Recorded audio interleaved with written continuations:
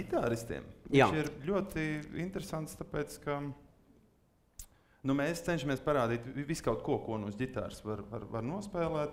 Pie tam mums, kā tomēr dažādiem ģitāristiem,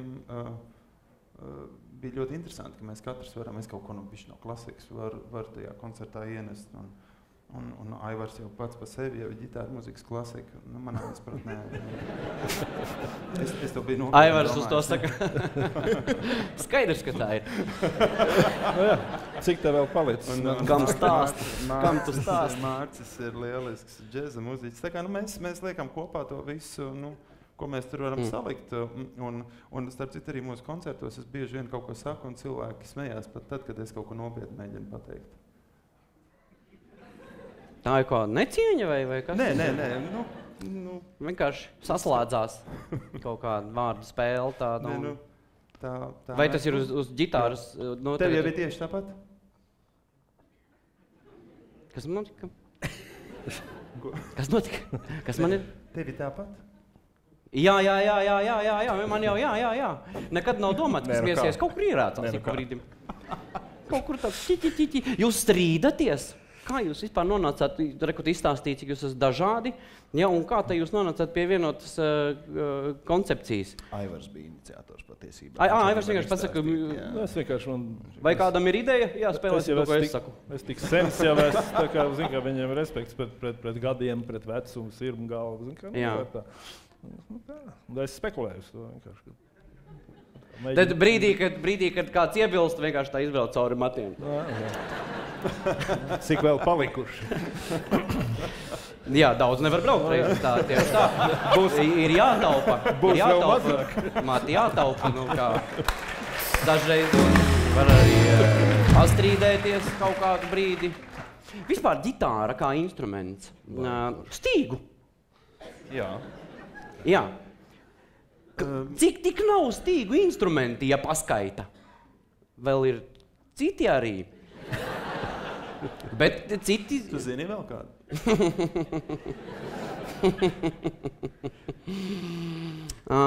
Lūk, Jā, es skatās, ka tu zini daudzus. Es sastapos Muzikas akadēmijā, šobrīd ģitāra ir nodalīts no pārējiem stīgu instrumentiem kā stringšķināmais instruments kopā ar koklēm.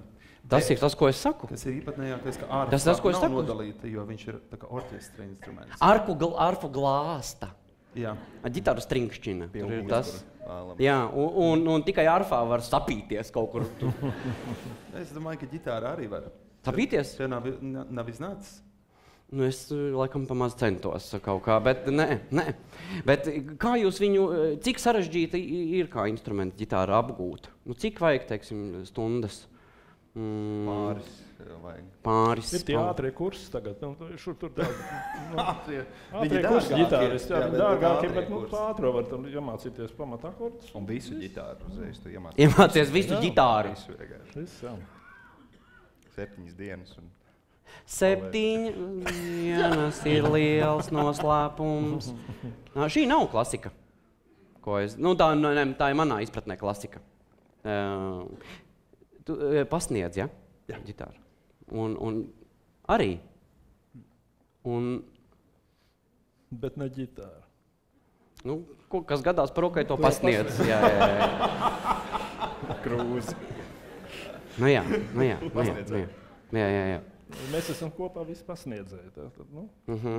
Jūs pasniedzat koncertus dažādus? Ko vajag, kas sanāk, ko vajag? Plaša profila pasniedzēji.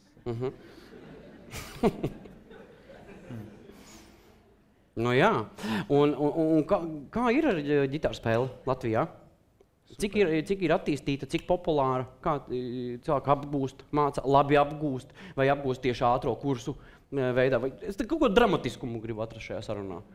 Vai tiešām nav nekāda problēma ģitāru pasaulē, jo mēs te sēžam čalojam, it kā viss būtu kārtībā? Nē, ja tu atkal lūdzu nopietni. Atkal lūdzu nopietni. Cilvēki tas smējās. Lūdzu, smējieties nopietnāk, drusku kaut kā attiecaties pret... Nē, manuprāt, ar ģitāru spēli Latvijā ir diezgan ok. Nav tā, ka būtu super. tas lauciņš, kas klasiskā ģitāra, kas, manuprāt, kādu laiku atpakaļ bija galīgi nebija tāds spēcīgs, tas kļūst arvien spēcīgāks. Kas ir klasiskā ģitāra? Tas ir ģitāras forma vai spēle? Gan viens, gan otrs, jo šie divas no tām ģitārām ir nosacīti klasiskās ģitāras, gan viena ir vairāk tāda spāņu flamenko ģitāra, un otra ir klasiskā. Tad neilona stīgas, un ir bišķi cits spēles paņēmieni. Bet arī tur iet ok. Manuprāt, ka drīz parādīsies arī tādi klasiskie ģitāristi, kas nospēlēs veselu koncertu un būs pilnas koncertzāles un viņas klausīsies. Kamēr tādi nav, tikmēr mēs te pa trījiem to pašu daram. Jūs kā trietā mēģināt izdarīt tā viena cilvēka, kurš nāks darbu? Nē, mēs mēģinām nopelnīt tā viena cilvēka algu. Naudu. Tā tad nākotnē ģitārists saņems daudz vairāk. Es domāju, daudz mazāk, jo mums būs vairāk koncertu. Un pārējiem paliks mazāk. Tu domā, tad, kad mēs jau katrs spēlēsim savu koncertu? Jūs jau viss jau beidzās, jau uz koncertu? Viņš jau sāk jau savus. Aivar? Nu, kas notika? Šķelšanās trio? Kas tad tas pa trio divatā būs? Tas būs slavenais duets trio. Tas būs slavenais duets trio. Kas tad tur vairs par tetraloģiju? Viens jautājums man bija, skatoties jūsu virtuozo spēli. Kaspars visvairāk reaģēja ar seju līdzi tam, ko viņš spēlē? Tā man tāda bēda jau no jaunības dienām. Kas man ienāca prātā, ka tev ir vissarežģītākā pasāža jāizspēlē. Nē? Jo rītīgi izskatījās, ka jūs vienkārši čilojat tur kaut ko. Ka tu nevar izņemt taču to visu. Cik ir? Mēs ar Aivaru, teiksim tā, reaģējam ar citām ķermeņa daļām. Zikā, viss priekš. Es neesmu drošs, ka tev ir jāatbild arī Aivara vietā. Labi, lai es nekļūtu netaktisks pārējais. Nē, ar kuru daļu jūs reaģējat? Ja jau mēs. Jā, mēs esam tik tālu tikuši, varbūt tiešām padalies. Ar pakausi. Vēlāk papētīšu. Man savulaik dēls teica, ka viņš zinot, kāda esot pareiza, tā gan esot roka ģitārists stāja. Tad, tās esot, jāstāv, kājas ir vismaz plecu platumā. Ģitāra ir noteikti nolaista zem jostas vietas, un tai sejas izteiksmē esot jābūt tādai, kā kaut kas smirdētu.